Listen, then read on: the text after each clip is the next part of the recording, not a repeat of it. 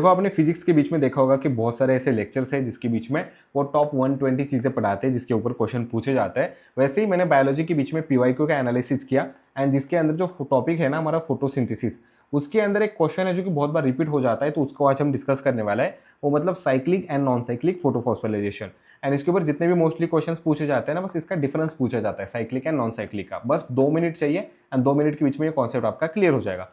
तो अगर आप फोटो सिस्टम की बात करोगे तो नॉन साइक्लिक के बीच में ना PS2 भी होता है और PS1 भी होता है। ये नॉन साइक्लिक की तरह काम करेगा, मतलब एक दूसरे को देगा, इस तरीके से काम करेगा।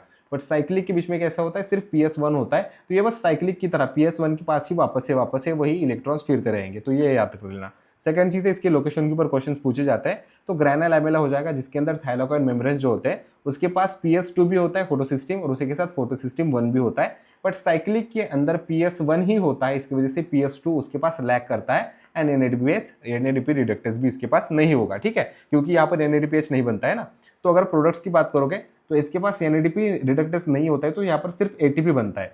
बट अगर आप नॉन साइक्लिक के बीच में देखोगे तो ATP as well as the NADPH दोनों चीजें बनती है। तो अगर आप बस एक चीज को याद करोगे ना तो अगली चीज ऑटोमेटिकली याद हो जाती है। अगर इलेक्ट्रॉन फ्लो की बात करोगे तो यहाँ पर नॉन साइक्लिक है ना, तो ये लीनियर की तरह जाएगा, मतलब आपका एक जेड स्कीम बनता है। मतलब यहाँ पर कैसे दिखाई देगा, उसका शेप जेड दिखाई देगा। सो लीनियर को हम जेड स्कीम कहते हैं। बट अगर आप साइक्लिक की बात करोगे तो साइक्लिक के बीच में वो साइक्लिक टाइप दिखेगा, मतलब ऐसे कुछ राउंड राउंड स्ट्रक्चर एक आपको दिख सकता है।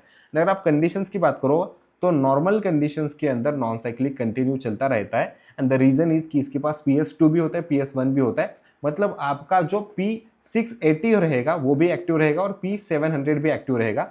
बट साइक्लिक के कंडीशन के अंदर ऐसा नहीं होता है। जब भी लाइट सिर्फ 680 के आगे की अवेलेबल होती है तभी आपका ये साइक्लिक चलता है, क्योंकि ये P700 पर चलता है, ठीक है। नॉर्मली इसे अच्छे से याद कर लेना। इसके बाहर क्वेश्चन आने के ज्यादा चांसेस नहीं है, क्योंकि नीट में सिंपल क्वेश्चन पूछा जाता है इसके ऊपर। सो डेफिनेटली इसे अच्छे से याद कर लेना। एंड अगर हमारे शॉर्ट नोट्स चाहिए, ये वाले शॉर्ट नोट्स प्लस हमारे माइंड मैप्स दोनों चीजें चाहिए, तो पिन कमेंट जरूर चेक कर लेना, ठीक है। Thank you everyone.